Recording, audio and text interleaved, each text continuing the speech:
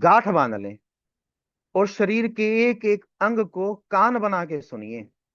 ठीक है, एक भी क्लास मिस ना करें और उसकी बार बार प्रैक्टिस कीजिए। सभी का बहुत बहुत धन्यवाद। जय श्री राधे। Thank you Rajesh. पेड़ तो अपने आप ही बताते हैं, आपको मैसेज देते हैं। अगर आप उनके पास बैठ जाते हैं तो पेड़ तो आपको बताने लगते हैं कि मैं ऐसा हूँ, मैं ऐसा हूँ, मेरे साथ ऐसे करो। अब मेरे साथ ऐसे करोगे तो मुझे बहुत खुशी होगी ना। तो पेड़ की वाइब्रेशन जैसे आ, एक जहाँ पर हम रहते थे तो वहां पर एक इमली का पेड़ था। कोई ऑफिसर जैसे सरकारी घर होते हैं, तो एक अमलतास का पेड़ था, एक बेल का पेड़ था, ऐसे एक नीम का पेड़ था, ऐसे सराउंडिंग में पेड़ लगे हुए थे। और एक ऑफिसर आए, हमारे आने से पहले की बात है, उन्होंने उन पेड़ों को सबको काट दिया। और आधा आधा काट दिया कि कुछ नहीं, बेकार है यहाँ, पूरा गार्डन होना चाहिए, ये होना चाहिए, लेकिन पेड़ नहीं होने चाहिए, काट दिए। तो जब हम लोग वहां पर गए, हमने शिफ्ट किया, तो एंट्री पर ही इमली का पेड़ था। तो इमली का पेड़, आपको नहीं पता कि सबसे लेट फल आता है उसका। पूरी धरती का वो अमल तत्व लेता है इमली का पेड़।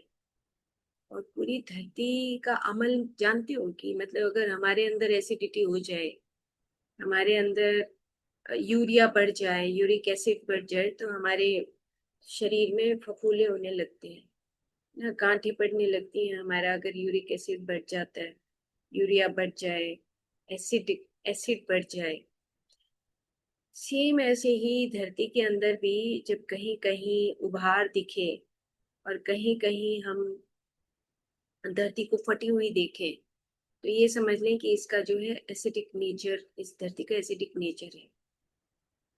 तो जैसे चांगेरी मैंने बताया था कि एक चांगेरी होती है 3 पत्तों की, छोटी छोटी, जगह जगह उगती रहती है, उसको वीड्स बोलते हैं, खरपतवार बोलते हैं उसको।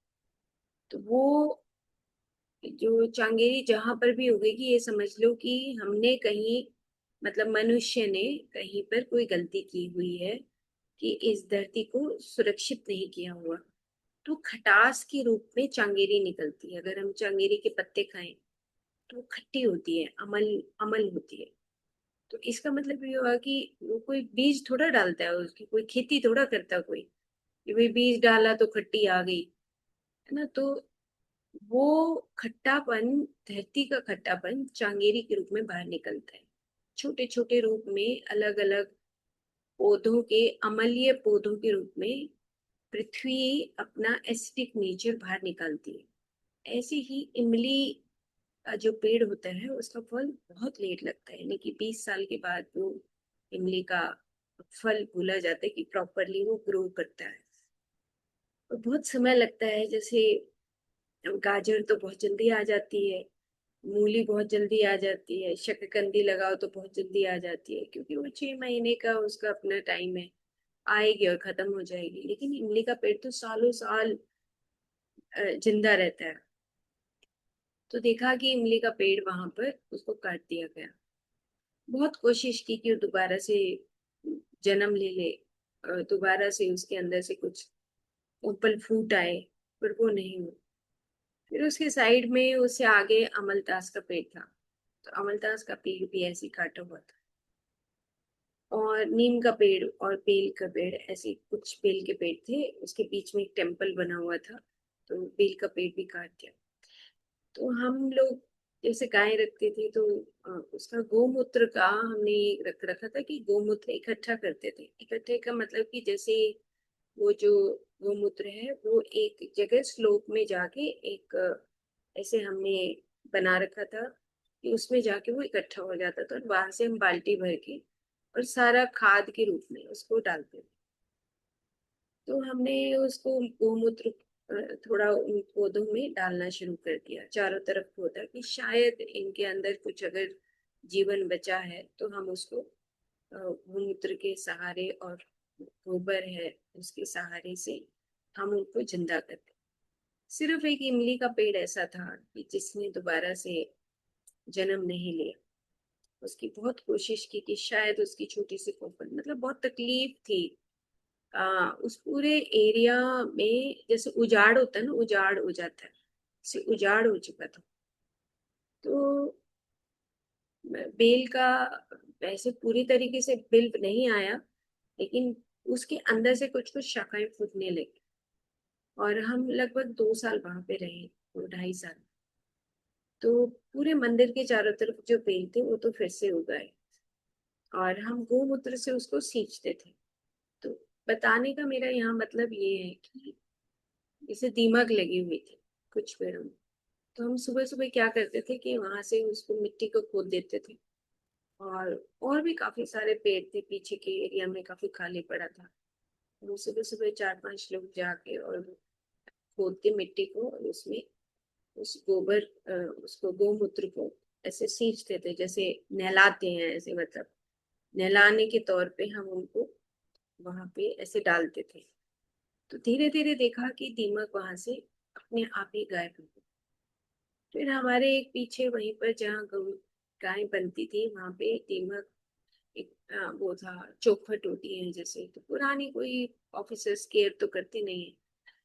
तो हमने सोचा कि अब चौखट बदलेंगे तो फिर तो वो लंबा प्रोसीजर है जैसे सरकारी उसमें होता है। हमने सोचा कि इसको पहले सफाई करते हैं इसकी, और उसके बाद हमने उसके अंदर वो गोमूत्र ऐसे कपड़ा डाल के और गोमूत्र से उसको ऐसे साफ करना शुरू कर दिया। मतलब लगभग 15-20 दिन के बाद वो जो चौखट है उसमें से वो दीमक धीरे धीरे अपने आप ही गायब होने लगे। तो ये एक्सपेरिमेंट करके देखा कि जहां पर भी दीमक हो या कोई चीज ना होगे, तो एक गोमूत्र के अंदर इतनी शक्ति है कि हम मतलब गाय को कामधेनु बोलते हैं। इतना उसके अंदर इसके इतने मतलब खजाने छुपे हुए हैं गौ माता में। तो उस गौमूत्र को उन दिनों में, मैं एक पुस्तक थी, मैं आपको बताऊंगी मैं जब वापस घर पहुंचूंगी। मतलब उसमें लिखा हुआ था कि एक गाय इस पूरी धरती को, मतलब गाय का स्वरूप का मतलब उन्होंने बताया था कि एक गाय से आप सराउंडिंग के कितने हजारों किलोमीटर को सींच सकते हो, मतलब एक गाय से। तो उन्होंने गाय का शक्ति बताया हुआ था कि गाय के मूत्र में वो शक्ति होती है कि जिससे हमारे चारों तरफ का जो एनवायरमेंट है वो उसमें कोई वायरस टॉक्सिन कुछ भी नहीं आ सकता। देखो, और हम आज स्प्रे लाते हैं, कुछ कुछ चीजें लाते हैं, है ना, वो मक्खी मारने की वो लाते हैं, ये सब चीजें लाते हैं। लेकिन मतलब जो हमारी बेसिक जो विजडम था, जो हमारा मतलब जो वेदों में लिखा है गौ माता के लिए, हम अपनी कमर्शलाइजेशन के लिए उसको यूज करते हैं। लेकिन अगर हम गाय को पाले, गाय के ऊपर एक एक्सपेरिमेंट करें कि देखो, गोमूत्र का लगभग हमने 6 महीने तक ये प्रयोग किया, और 6 महीने के बाद वो चौखट, 5-6 चौखट थी, बिल्कुल नई जैसी हो गई।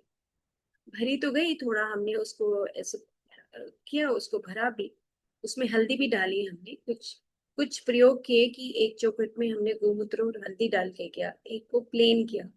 तो जिसमें हल्दी डाली थी उसका प्रभाव ज्यादा रहा।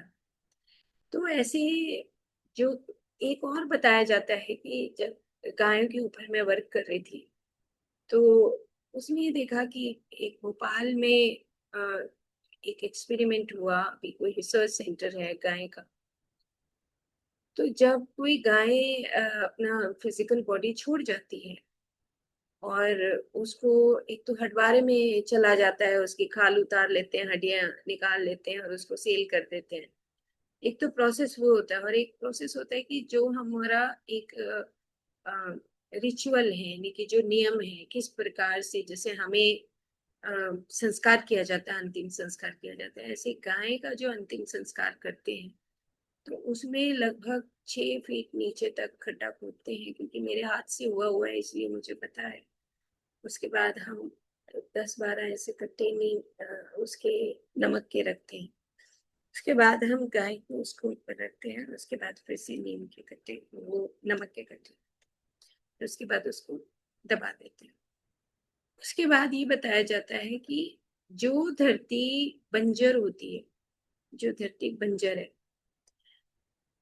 वहां पर अगर 1 साल के बाद उसी का जो हमने अपनी गाय को का अंतिम संस्कार किया और उसका जो खाद बनता है, उससे जो उसका मिनरल बनता है, उसके मिनरल से जो बंजर धरती है वो फिर से उपजाऊ हो जाती है।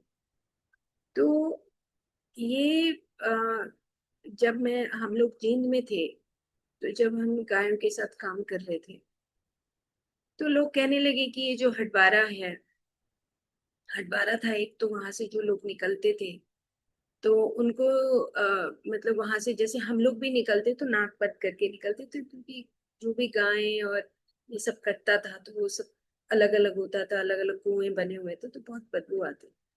तो एक इनिशिएटिव लिया कि इसको हमें बंद करना है किसी भी हालत में।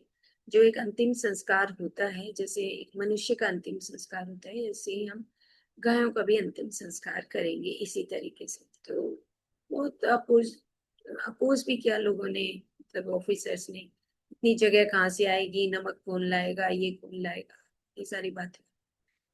लेकिन धीरे धीरे हम अ, उसका जो अंतिम संस्कार का एक प्रोसेस उसको फॉलो करने लगे। उधर एक वो है, बीड़ का वन बोला जाता है, जींद के पास बीड़ वन है, बीड़ बोलते हैं उसको। वहां पे काफी बड़ा फॉरेस्ट एरिया है, तो उसमें हमने थोड़ा सा फॉरेस्ट वालों से रिक्वेस्ट करके थोड़ा सा एरिया ले लिया, और ये कह के लिया कि इसके ऊपर एक साइंटिफिक रिसर्च पेपर पब्लिश हुए हैं, और उसमें जो अ, गाय का 1 ईयर के बाद जो मिनरल बनता है, जो हम अंतिम संस्कार करते हैं, तो उससे हमारा ये पूरा जंगल भी उपजाऊ होगा। फिर एक अच्छे ऑफिसर थे, तो उन्होंने कहा कि ठीक। तो वहां पर जो हडवारा था वो बंद हो गया, और हम अ, वो अंतिम संस्कार की पूरी क्रिया को तरीके से करने लगे। तो ये रिसर्च पेपर्स में बताया गया, आज आज आज की डेट में तो बहुत रिसर्च पेपर्स हैं इसके ऊपर, कि जो एक गाय पालता है, जो गौ माता है, उससे हमें सिर्फ दूध दूध नहीं मिलता है। उसके जो 5 अमृत हैं, उन 5 अमृत में सबसे उत्तम अमृत गौमूत्र को माना जाता है। फिर क्या हुआ कि जब हम लोग वहां पे काम करे थे, तो अलीगढ़, यहाँ यूपी में एक जगह है, वहां पर 2 साइंटिस्ट हैं, बाहर से आए हुए थे। तो हमें किसी ने बताया कि वो क्या कर रहे हैं कि गोमूत्र से ही उसका पाउडर बना रहे हैं, और सिर्फ ये ये कहा जा रहा है आने वाले समय में कि और कुछ नहीं बचेगा। जैसे एनेस्थेसिया का बताया कि आने वाले समय में हमारी धरती इतनी खराब हो जाएगी कि हम उसका पानी पीने के लायक भी नहीं रहे। तो फिर उसको उपजाऊ कौन करे? तो उसके ऊपर कुछ साइंटिस्ट बाहर से आके, अलीगढ़ में एक जगह है जहाँ पे गोमूत्र के ऊपर उसका रिसर्च हो रहा है। तो हमने वहां पे एक दिन जाने में लगा, 6-7 घंटे लगे, फिर हम वहां रुके, फिर हमने वो सारा प्रोसेस देखा, उसके बाद हम अगले दिन वापस आए। तो हमने वहां पे देखा कि जो काफी बड़ी बड़ी मशीनें थी, मतलब लाखों की बड़ी मशीन अ, रखी हुई थी, और उसमें जैसे गोमूत्र ऊपर से डालते हैं तो अंदर कुछ चेंज आता है, और नीचे जो पाउडर फॉर्म में वो बाहर आ जाता है। तो अभी इसके ऊपर भी एक रिसर्च हो रही है कि हम अपनी धरती को बिना किसी सिंथेटिक, जो हमारी ये आती हैं सिंथेटिक कंपोज और ये सब आते हैं, इसकी बजाय गौमूत्र से हम अपनी धरती को उपजाऊ कैसे कर सकते हैं। तो आप ये देखो कि अगर हम एक गाय पालते हैं ना, एक गाय पालने से जहां पे वो रहती है, और रहने के बाद जहां पर वो 5 अमृत यानी कि गोबर करती है, गोमूत्र करती है ना, बच्चे को जन्म देती है, ना दूध देती है। दूध से हम अ, दही, मक्खन, लस्सी, कितनी सारी चीजें बनाते हैं।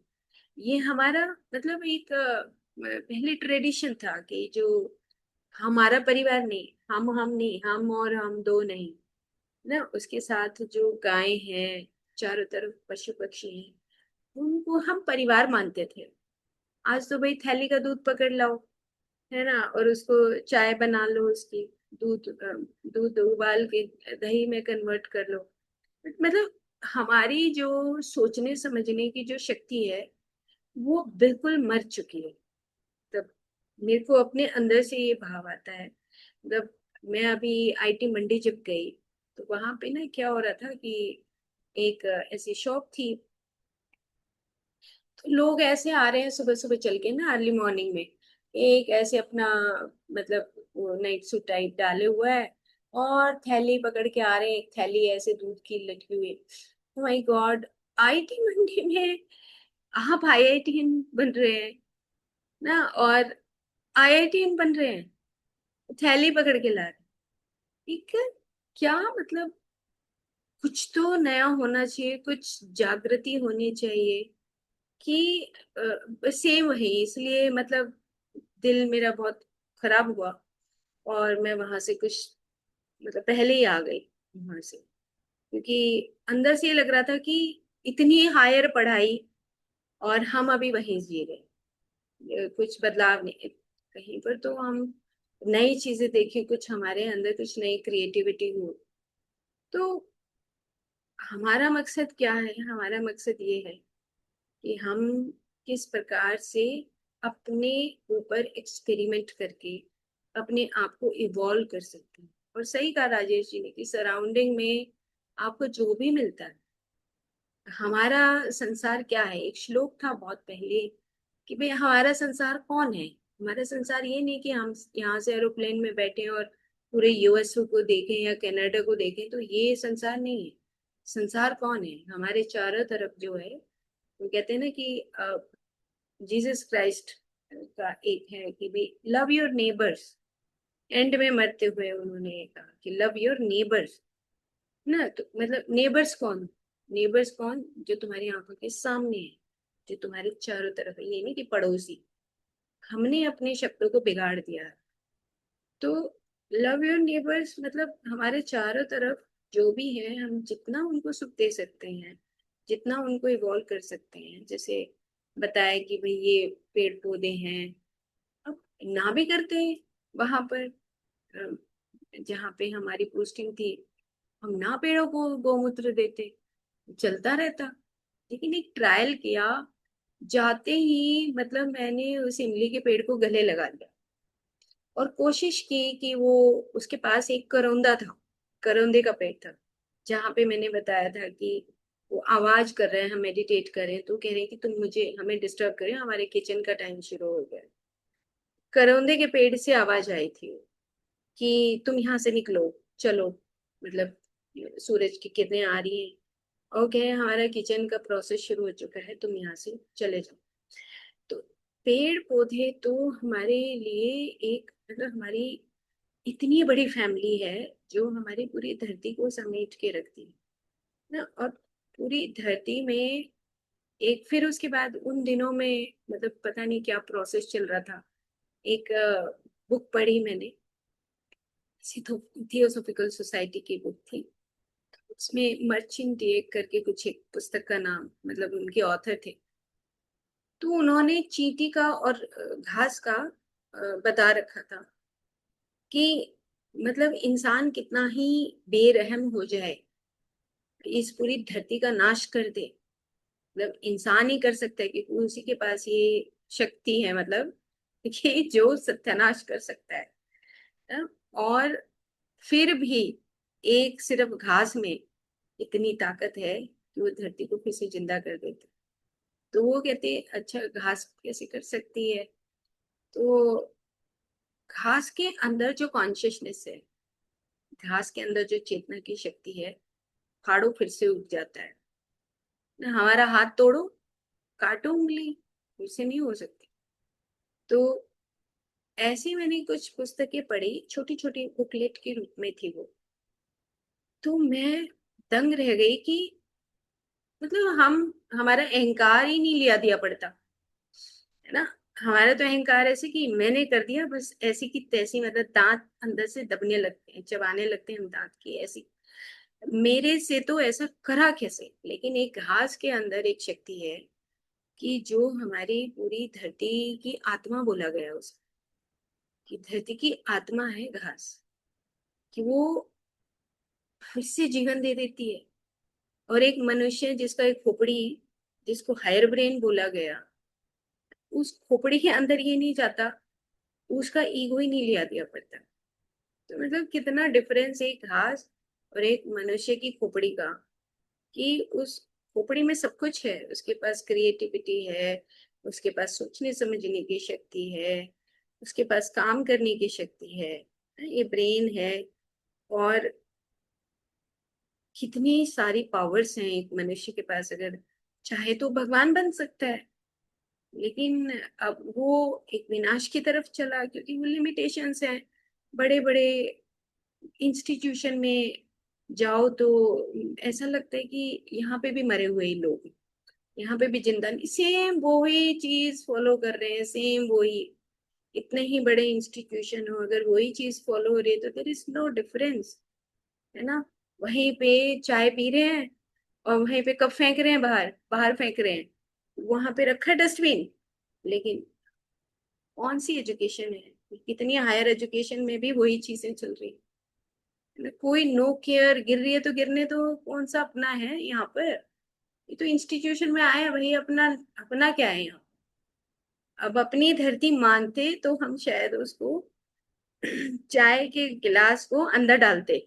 नहीं गिर रही, गिरने तो वेस्ट, कौन सा, हमें तो 2 दिन रहना, चले जाना यहाँ से। जब ये बुद्धि आ गई, ऐसी बुद्धि आ गई, तो IITN क्या करेगा, है ना, या एक हायर PhD स्कॉलर क्या करेगा ऐसा, जब बुद्धि ये है ना। बेकार की बातें हैं, बिखरा पड़ा है सब कुछ, कोई मैनेजमेंट नहीं है। बाहर अंदर लेक्चर चल रहा है और बाहर जो है गॉसिप चल रही है। तो कौन सा भाई नई चीज हम करने वाले, दुनिया को बदलने वाले हैं। कहाँ कॉन्शियसनेस, कहाँ है कॉन्शियसनेस। तो मतलब ये है कि हमारे अंदर ही है सब कुछ, हमारे अंदर। और वो हमारे अंदर है, वो हमें बार बार आवाज लगाता है, चौंकाता है कि भाई तुम ठीक रहो, तुम ठीक रहो। हम फिर भूल जाते हैं। तो वो जो घास है ना, घास के अंदर भी इतनी शक्ति है। हम तो कौन है, वो फिर से धरती को जन्म देती है। ऐसी चींटी, मार दो चींटी को, कहीं खत्म कर दो, बंद डब्बे में भी चीनी का डब्बा कितना ही टाइट कर लो, फिर से अंदर उसके पास इतनी शक्ति है कि वो हमारे आयुर्वेद में उसको उद्भिज बोला जाता है। फिर भी वो उसकी गर्मी से चींटी जन्म ले लेती है। कितना ही टाइट करके रखो, थोड़े दिन में उसके अंदर चींटियां मिलेंगी। कहीं ऐसा नहीं आता कि वो कहीं जुएं कहाँ से पैदा होती है। जुएं ऐसी पैदा हो जाती है, अंदर डालते हैं कुछ, ऐसे कोई मसाला डालते हैं, सीड डालते हैं, तब आती है। नहीं, हमारे पसीने की गर्मी से जन्म लेती है। आयुर्वेद में बताया है कि कैस किस तरीके से कुछ चीजें अंडज होती हैं, कुछ चीजें उद्भिज होती हैं, है ना, ऐसे कुछ चीजें प्राणज होती हैं ऐसे। आयुर्वेद तो एक एक चीज को ऋग्वेद और अथर्ववेद ये इतनी डीपर लेवल पे बताते हैं कि इन ये कॉन्शियसनेस किस तरीके से आ, जीव स्वरूप में आती है। अब भाई यहाँ पे पसीना आ गया, तो कहाँ से ये आ गया, जूं कहाँ से पैदा हो गई, है ना। अब वो जूं पैदा कैसे हुई, उसके स्वेदज, स्वेदज बोला, स्वेदज से जन्म हुआ।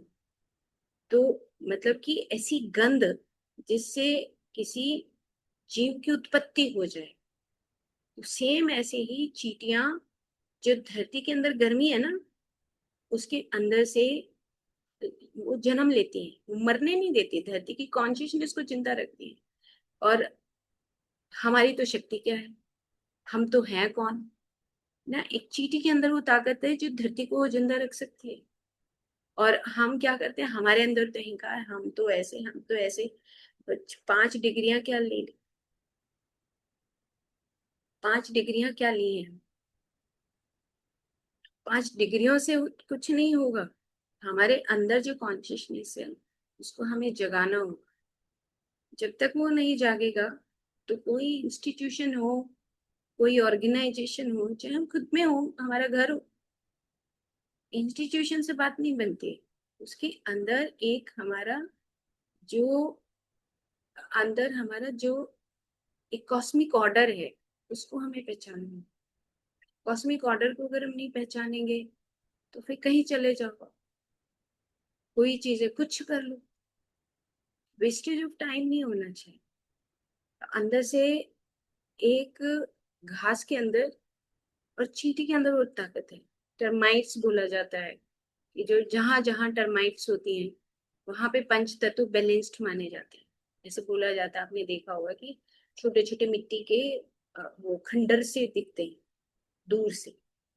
तो हमारे कश्यप संहिता में लिखा है कि धरती वो लो, धरती वो पहचानो जहां पर ये टर्माइट्स, जहाँ पे छोटे छोटे घास हो, चींटियां हो, टर्माइट्स हो, तो पंच तत्वों को बैलेंसिंग सिस्टम है।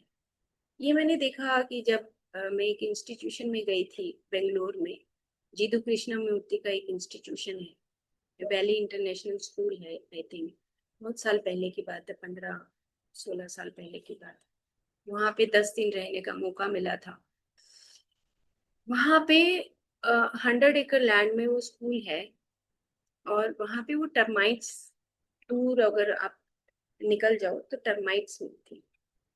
और वहां पर एक पुस्तक मिली, उस पुस्तक में लिखा हुआ था सेम ऐसी, जो हमारी जो एंट्स हैं वो कैसे काम करती हैं, जो हमारे इंसेक्ट्स हैं धरती के जो साथ साथ रहते हैं वो कैसे काम करते हैं। तो रियल इन्वेस्टिगेशन तो यही है कि हम देखें कि अच्छा, ये धरती को इतना उपजाऊ बनाते हैं। ये रियल इन्वेस्टिगेशन है। जो हम लोग पढ़ लिखते हैं, पीएचडी करते हैं, बड़ी बड़ी डिग्रियां लेते हैं, उनका हमारा एक पर्पस है कि हम इस धरती को कैसे सुंदर बना सकते हैं। पैसा कमाना एक मकसद नहीं है। पैसा तो बैंक में आएगा, रोटी खाएंगे और खर्च हो जाएगा ना। तो ये तो एक सिस्टम है, हमें हमारे जीवन जीवन यापन का एक सिस्टम है कि पैसा आया और रोटी खा लो। अब पेट का साइज बड़ा नहीं हो सकता, ब्रेन का साइज बड़ा नहीं हो सकता, नाक बड़ा नहीं हो सकता, कान बड़ा नहीं हो सकता। ये रियल शिक्षा देनी चाहिए। ये रियल कॉन्शियसनेस है कि जब हम समझें कि हाँ, इस कॉन्शियसनेस के माध्यम से हम अपने आप को विकसित कर सकते हैं, दूसरों को विकसित कर सकते हैं, तब तो हम माने कि हाँ ऐसा है। अदरवाइज तो इंस्टीट्यूशंस में भी, इंस्टीट्यूशन नहीं, आप अपने घरों के सामने देख लो, ऐसे आएंगे बस गीले से। अब गुड़गांव में मैं हूँ, गुड़गांव में भी यही है, आप मॉर्निंग में बाहर निकलो तो बस जी थैली पकड़ के ला रहे हैं। मतलब बहुत बड़े बड़े लोग हैं, बड़े बड़े पैसे वाले लोग हैं सब, है ना। लेकिन अ, अंदर से क्या है, वही फॉर्मेट है, उसी फॉर्मेट में ही जी रहे हैं ना, उससे बाहर नहीं आए आप। बहुत रिच हो ना, बहुत ज्ञान है, लेकिन फॉर्मेट वही है। किसी के अंदर ऐसा नहीं है कि अब हम लोग जब सारे बात करते हैं तो हम किसी पेड़ को देखते हो तो हमारे अंदर वो प्यार पैदा होता है, क्योंकि हम उसको समझ रहे हैं क्या। और फिर वो पल जब हमने उसको समझा, उस पल को समझ लिया, और उस पल में हमने एक पेड़ को हाथ भी लगा लिया, प्यार भी कर लिया, वो पल शाश्वत होता है। इसी को सनातन बोलते हैं।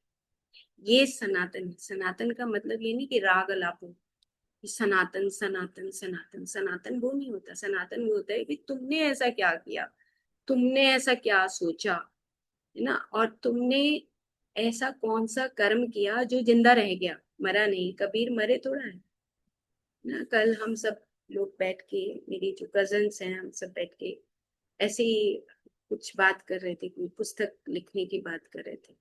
ठीक है, इंटरप्रिटेशंस होती हैं अपनी मर्जी, जैसे आपने एकांतवाद कहा, एकांतवाद से इज ओके, लेकिन सत्य सत्य है।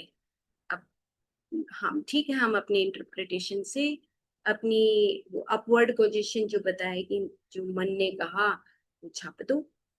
जो उस जैसे मन का भाव रखेगा उसको वो बात अपील करेगी।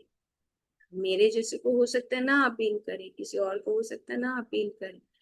तो सत्य को समझने के लिए आंख बंद करनी ही पड़ेगी ना। तो ये आर्ग्यूमेंट चल रहा था कि वो ऐसे हैं, वो ऐसे, किसी पर्टिकुलर का नाम नहीं ले रही मैंने कहा कबीर कहाँ है? कबीर कोई शरीर में है? कबीर तो आज भी जिंदा है, क्योंकि उन्होंने एक दोहा बोला क्या, मतलब हम लोग खिल जाते हैं। हाँ, एक दोहा पढ़ लो तो दिमाग की सारी नसें हिल जाती हैं। गुरु नानक जी तो नहीं है, लेकिन हम अगर उनकी एक वाणी, एक ओंकार ही बोले तो हमारे अंदर से कितनी शक्तियां जागने लगती हैं। ये है शाश्वत, ये है सनातन है। ये सनातन है। आइडियोलॉजी वो आइडियोलॉजी नहीं जो हमने बना दी, संप्रदाय बना दिया ना, ऐसे हमने अलग अलग चीजें अलग अलग डायरेक्शन में खोली। नो, वो नहीं है। और हमें पता है, हमें पता भी होता है, इस संप्रदाय में अ, हमें कोई मिले और वो कहने लगे कि मैं तो इस ऑर्गेनाइजेशन में जाता हूँ, यानी कि एग्जाम्पल दे रहे थे, मैं ब्रह्मा कुमारी में जाता हूँ, मैं आर्ट ऑफ लिविंग में जाता हूँ। ठीक है, आप जाओ, आप एक्सपेरिमेंट करो, आप उसको निभाओ, जो भी आपका है, आप फ्री हो इस चीज के। लेकिन अंदर आपको पता है कि मैं यहाँ पर भी बंधन में हूँ। ये पता है कि मैं बंधन में हूँ। अगर बंधन में हूं तो ये तो मेरे को अंदर से जोर जोर से आवाज आती है। अगर 20 साल भी बंधन में है हम, 25 साल भी या 2 साल भी बंधन में, तो बंधन तो बंधन है। अब ये चीज समझ आने के बावजूद भी हम पूरी जिंदगी उस एक संप्रदाय से निकल नहीं पाते, है ना। टैग लग जाता है हमारे कि मैं तो पीएचडी हूँ क्वांटम साइंस की, टैग है टैग। ये टैग से काम नहीं चलता है, तो टैग ही है, कुछ और क्या है। ये टैग से, इन टैग से तो काम नहीं चलेगा। रियल तो ये कि आप पल, एक पल और अगले पल और उससे अगले पल हम किस प्रकार से ट्रीट करते हैं। मैं एग्जांपल दे रही थी वहां पर कि एक दो बिस्किट हैं, चाहे कितना ही हम पढ़े लिखे हों, एक ग्लूकोज का बिस्किट है और एक क्रीमी बिस्किट है, मन में एकदम से आएगा। हम पढ़े लिखे की बात है ही नहीं, कहीं पे अमीर की भी बात नहीं, कोई अच्छा व्यक्ति आएगा, बड़ा अच्छा सा आएगा, थोड़ा रिच आएगा, तो हम उसको क्रीमी बिस्किट देना चाहेंगे, ग्लूकोज नहीं सोचेंगे क्या ग्लूकोज दे। और कोई गरीब आ गया तो तुरंत हमने ग्लूकोज का बिस्किट। तो ये क्या है, ये मन है, मन से ऊपर नहीं चढ़े हैं। हायर डिग्री ले ली है, पीएचडी कर लिया है, लेकिन ऊपर तो नहीं चढ़े, चढ़ाई नहीं करी है। और यही हमें स्पिरिचुअलिटी में, उस आध्यात्म में हमें सिखाया जाता है कि तुम अब ऊपर चढ़ चुके हो। Whatever you do against your better knowledge is a sin for you ना। अब हम हमें बताया गया कि अधिक नहीं खाना चाहिए, और फिर भी अधिक, एक टुकड़ा नहीं, हम तो पूरी आधी रोटी खा जाते हैं। अच्छा, बड़ा स्वाद लगा इसलिए हमने खा लिया।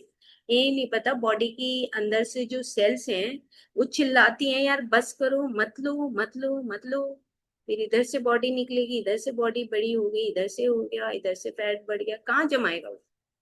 हमें पता है, लेकिन फिर भी हम करते हैं, क्योंकि हमारा मन से हम ऊपर की स्थिति में रोज मॉर्निंग में मेडिटेशन करते हैं, और शाम को भी हम अच्छे अच्छे सत्संग सुनते हैं ना, अच्छी अच्छी बातें करते हैं, लेकिन इवन देन कि हम एक रोटी, आधी रोटी फालतू खा जाते हैं। तो फिर कौन सी एनलाइटनमेंट है? एनलाइटनमेंट तो कहीं दिखती नहीं प्रैक्टिकल लाइफ। जैसे मैं बता रही थी कि गिलास आप चाय पी रहे हो, कोई वेस्ट कर रहा है, कोई एक वेस्ट हो रहा है, खाना खा रहे हैं, कितना वेस्टेज होता है, तो तकलीफ होती है अंदर से, आप कितने ही बड़े बन जाओ। यही हमारा वर्क है। सुख आखिर सुख क्या है ना, दूसरे को प्रेम करने में सुख है, या वो चाय का कप फेंकने में सुख है? क्योंकि वो हमारा इंस्टीट्यूशन नहीं है ना, उसमें तो हमें 2 ही दिन जाना है, फिर वापस आना है। तो मतलब हमारे अंदर से वो एक आवाज आनी चाहिए। अगर हम रियल में मेडिटेट करते हैं, हमारा ग्रुप बहुत अच्छा है, हम जहां पर भी जाएं तो दूसरे जब हमें देखें तो इवोल्व नजर आए,